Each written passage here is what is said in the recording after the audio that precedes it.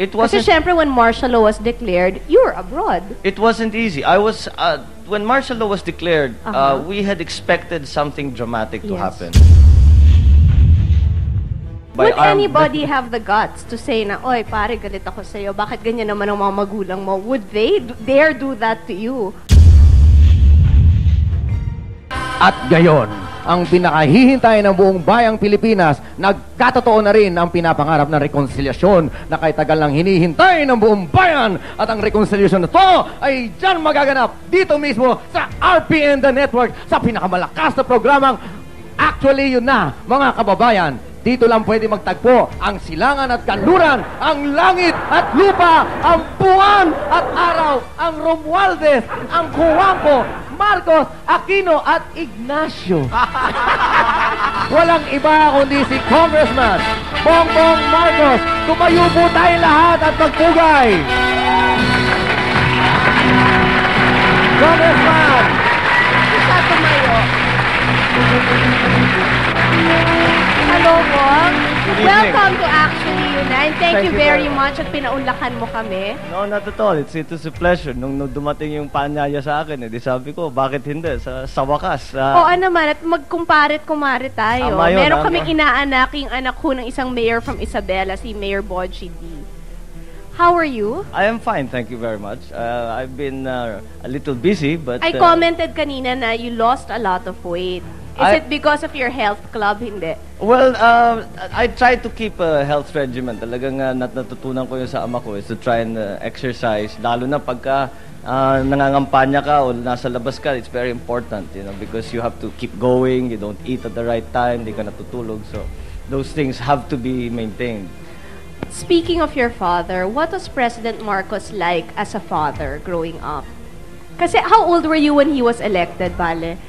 Bilang yung unang birthday ko sa Palacio was 8.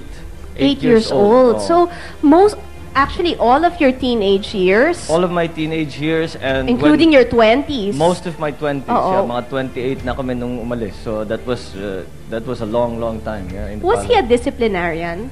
Well, hindi naman sa disciplinarian in the sense that he would make very clear kung anong hinahanap niya sa inyo, what he expects from you. And he would make it very clear if you did not live up to the standards that he put, that medyo masama ang loob niya sa'yo. In terms of actual pure discipline, yung pumapalo or something like that, hindi naman gano. Ang mommy mo? Mami ko, mas lalong Yes. hindi. Masyadong mabait yun. She cannot even, she would just, siguro pag hindi na niya matiis yung frustration niya, iiyak na lang yun. Pero in terms of actual beating, as the Yes. English call it, I was beaten more in my school in England than I ever was by my parents. But when you were studying here, nasa Lasal ka, di ba? Lasal Green Hills, yes. How was it? Was it a problem dahil marami kang bodyguards? Were the other boys medyo aloof ba sila sa'yo? Well, I'm sure nadaanan mo rin yun. Of course. Hindi, pero ako high school na, so medyo sabagay. iba na yung ano nun. Kasi kung bata naman, yung mga ganong edad, hindi pa masyadong naiisip. Natutuwa lang sila. May mga baril ba yan? May mga yan lang naman ang tinatanong. But madaling makalimutan yan. Basta't mga bata, nakikita mo, magsasama-sama, maglalaro yan. So it wasn't really a problem. And when it would have been a problem in high school, I had already left. So I was in England. Hindi na masyado yung security nakikita. Nung when you were growing up, did you have children's parties sa Malacanang? Oh, madalas. In fact, yung mga children's parties namin, yung mga party namin mga magkakapatid, doon na ginagawa sa Palacio because we would invite a lot of people. They would have performers and things like that. We'd have great parties in the palace. All your life kasi, Bale, both parents are very active in politics. Do you think that is what has led you to go into this kind of life? Oh, hindi mo maiiwasan. There is no way. The only way you can explain my having entered politics is definitely because of how my father really that he even said it in his when he was still alive that he would say, I have committed not only myself to the work that I have done. I have not committed only my person, but my wife and my family too. And the time will come when you will find that you have no choice. Not to enter politics, but perhaps in the positions, in the kind of causes that we would champion. So, matagal na talagang alam na namin na kahit papano, yung ginawa ng aming ama will affect us for the rest of our lives in whatever fashion. So, and it's turning out to be true, because how can something that dominant be suddenly just go away? So kahit na ngayon ilang taon na ito, we're still feeling the effects of what my father did, and I have no doubt to the day I die I will be feeling those effects. You're the middle child ba? I am the middle child, yes. How is it? Kasi ako youngest so medyo nabe-baby talaga ako. Ikaw middle child, only boy pa. Siguro, I don't know. It never felt like... Dominating bang ate si Aimee? Hindi naman. Ate. She was a proper ate. Tinuturuan kami. Halimbawa, nung bata pa kami, nung una kaming dumating lalo sa England, dahil hindi kami marunong. Bakit kayo pinadala sa England? Mostly security. Yes. Madami kaming problema sa security dahil ako, maraming Anong mga year kidnapped na when you friends. went to England, I Vale? left for England in 1969. My first, no, 70 was my first year there. And then, you stayed there until when? I stayed there for almost 10 years until until I left for University of Philadelphia, of Pennsylvania. Nag-Wharton ka, Yeah, diba? that's when I went to Wharton. Yeah. Do you feel na those 10 years helped you a lot? Kasi at least, medyo ordinaryo kang citizen. Malaking bagay. Dahil in fact, that was one of the reasons, no, that my father. But of course, he would have preferred na dito kami nakatira sa Maynila. How did you keep in touch with what was going on dito?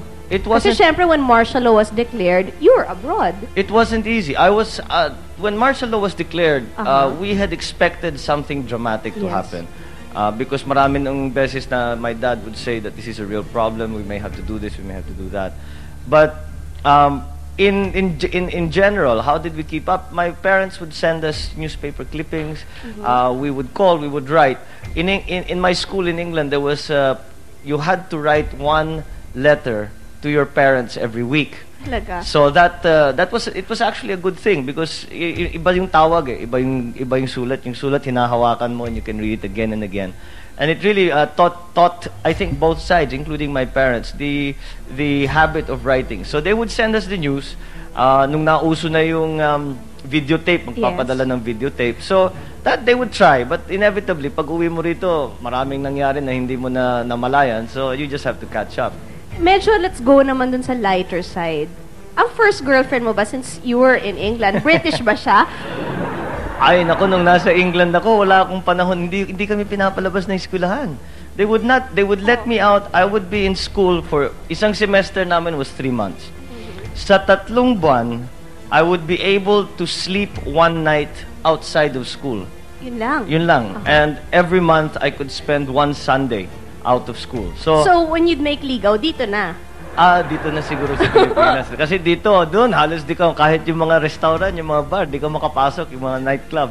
Dito, hindi masyadong stricto, kahit basta't may kasama kang may edad, they will let you in. Do you feel na a lot of the girls were fawning over you na pinagkakaguluhan ka dahil Bongbong Marcos ka? Or do you think it's your charming personality? I don't know. I don't know that they were fawning over me to begin with. I don't know kung bakit lahat ng tao, ang kanilang impression sa akin are that the women were fawning over me. Believe me, there were times kung I would be calling, trying to get a date, and I couldn't get a date. Why suddenly this image of women fawning all over me? But I don't know. I think yung you tell me if I'm right. Yung pag-anak ng presidente, that last mga 5-10 minutes, unless may complex na talaga yung tao, yung talagang galit sa'yo dahil anak ka ng presidente, wala ka na magagawa. But karamihan naman ng mga tao, pagka nakausap mo na, after 5-10 minutes, wala na, that's over. Except for the fact that you're surrounded by Would anybody have the guts to say na, oy, pare, galit ako sa'yo, bakit ganyan naman ang mga magulang mo? Would they dare do that to you? Hindi naman. Meron, magkikriticize sila, pero hindi yung galit ako sa'yo. Sasabihin, bakit naman ganyan? Alam mo yung tao, hindi ganyan dapat, hindi tama ang ginagawa, hindi ganyan ang tingin sa ginagawa ninyo, etc., etc. So, inevitably, that would happen. Kasi naman, if you have good friends, they will tell you what they believe to be the best. Pagka naman sa tingin nila, it's a criticism that is not merely not mischievous or naninira lang, then that's valid, and you just accept it.